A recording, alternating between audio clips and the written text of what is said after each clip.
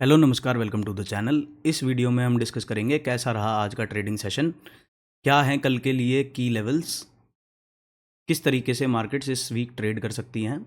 Let's get started. This is the disclaimer for you guys. तो start करते हैं India VIX से। India VIX आज भी 2% डाउन है, मतलब वॉलेटिलिटी अभी कुछ एक्सपैंड नहीं हुई है। पिछले कुछ महीनों में देखेंगे तो लोवेस्ट लेवल्स पे इंडिया विक्स ट्रेड कर रहा है, डाउन साइड बायस के साथ ही ट्रेड करेगा। निफ्टी 50 की बात कर लेते हैं। निफ्टी 50 की बात करें, 0.10% का अप मूव है पूरे दिन के अंदर। डोजी टाइप ऑफ कैंडल है। 1 आवर टाइम फ्रेम पे देखेंगे तो पूरे दिन मार्केट रेंज बाउंड थी। कल की वीडियो में हमने यही डिस्कस किया था कि जब तक between the EMAs and between the bands है तब तक मॉडी बहुत बड़ी मूवमेंट नहीं दिखाएगा, रेंज बाउंड रहेगा। Same goes for Sensex. Sensex भी पूरे दिन रेंज बाउंड था। सेंसेक्स की एक्सपायरी थी तो कोई खास मोमेंटम नहीं दिखा। कॉल बायर्स पुट बायर्स दोनों की भर भर के पिटाई हुई आज के दिन में, कहीं नहीं गया है। कल जहां थी मार्केट आज भी वहीं है। डेली कैंडल देखेंगे तो यहाँ भी एक काफ़ी छोटी कैंडल है, 0.11% का अप मूव है। नेक्स्ट देख लेते हैं फिन निफ्टी को। फिन निफ्टी में भी एक नेगेटिव कैंडल है। सपोर्ट फाइंड आउट किया कहीं ना कहीं 27,000 के एरिया पे, 27,090 पे एक अच्छा सपोर्ट है। इसको ब्रेक करेगा तो डाउन साइड में 26,900, 26,890 के लेवल्स को फिन निफ्टी टैग करता हुआ दिखेगा। सेंसेक्स की बात करते हैं, immediate area of support is around 83,400। Nifty की बात करते हैं, immediate area of support is around 25,444।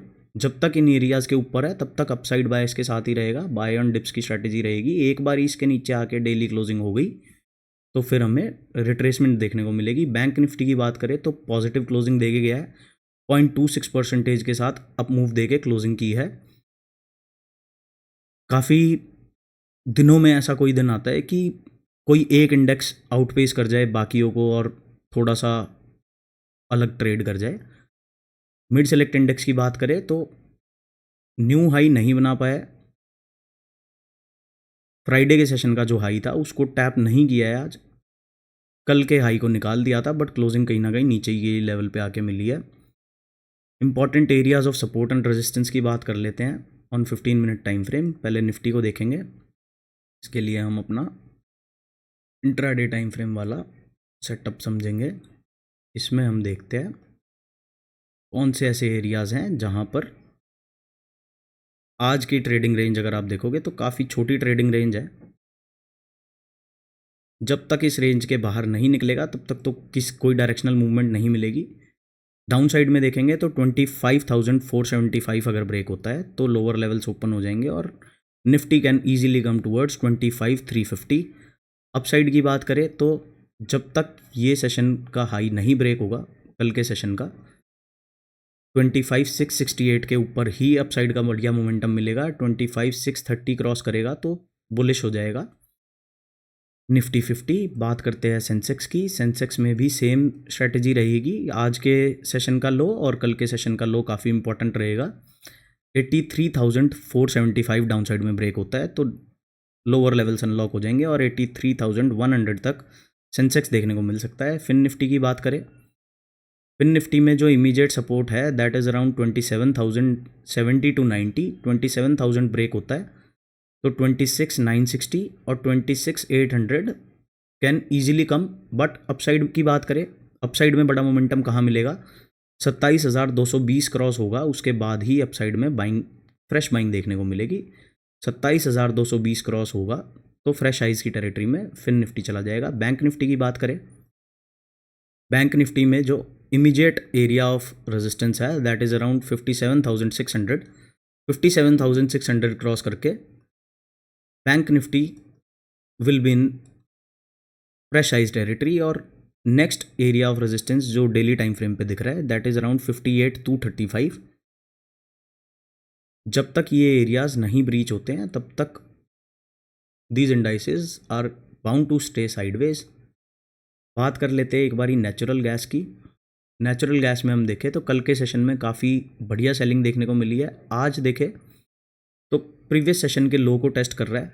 यहाँ पर अगर इसको थोड़ा सस्टेनेंस मिलता है, थोड़ी स्ट्रेंथ मिलती है, बायर्स थोड़ी कोशिश करते हैं 298 के नीचे जब तक नेचुरल गैस ट्रेड करेगी 298 के नीचे, इसको बचाने वाला कोई नहीं है।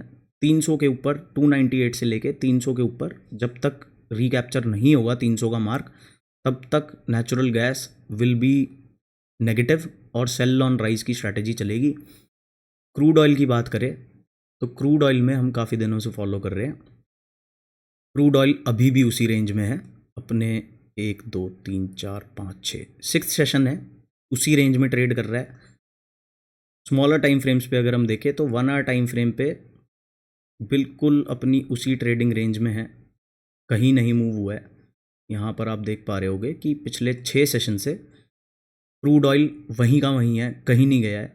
तो अपसाइड में कब प्लान करेंगे कि अपसाइड का प्लान करना है या डाउनसाइड का प्लान करना है, तो अपसाइड में प्लान करेंगे ओनली अबव 5640। अभी इंट्राडे बेसिस पे देखेंगे तो crude oil is positive, but area of resistance है अराउंड 5644। 5644 के ऊपर हमें कोई भी 1 आवर कैंडल क्लोजिंग मिलेगी तो हमें क्रूड ऑयल के अंदर एक अच्छा बाइंग मोमेंटम देखने को मिलेगा, जो इसको 62 63 के लेवल्स पर आने वाले दिनों में लेके जा सकता है ईजिली। बात कर लेते हैं गोल्ड की। गोल्ड में कल से देखने को मिल रहा है एक अच्छा buying momentum, one way momentum के अंदर है गोल्ड।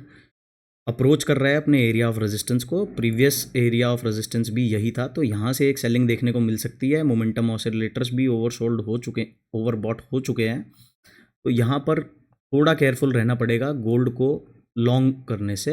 यहाँ पर एक अच्छा सेल ऑफ आने को देखने को मिल सकता है। बात करें ऑन डेली टाइम फ्रेम तो it is approaching its major area of resistance 3375 पे, एक अच्छा रेजिस्टेंस एरिया है। इस एरिया को अगर ये रिकैप्चर कर लेता है और आज की क्लोजिंग हमें कहीं ना कहीं 3350 के ऊपर मिल जाती है तो gold will again turn bullish. But यहाँ पर हमें वेट करना है, जब तक 3375 के ऊपर हमें डेली कैंडल क्लोज नहीं मिल रहा है तब तक सेल ऑन बाउंस का ही माइंडसेट रखना है गोल्ड के अंदर। बहुत ज़्यादा फोमो स्ट्रिकन होके ये बाइंग को देख के लॉन्ग्स नहीं करनी है यहाँ पर, क्योंकि लॉन्ग्स अगर करनी थी तो यहाँ कहीं करनी थी इस लेवल पे। अभी ये काफ़ी ओवरस्ट्रेच हो चुका है, अगर लॉन्ग साइड जाना भी है तो let it come down somewhere around 3330। इस एरिया के आसपास अगर आपको गोल्ड मिलता है, वहाँ पे सस्टेन कर रहा होगा, तो हमें फिर एक लॉन्ग साइड की प्लानिंग करना फिर भी सही रहेगा, अभी सही नहीं है। बात कर लेते हैं बीटीसी की।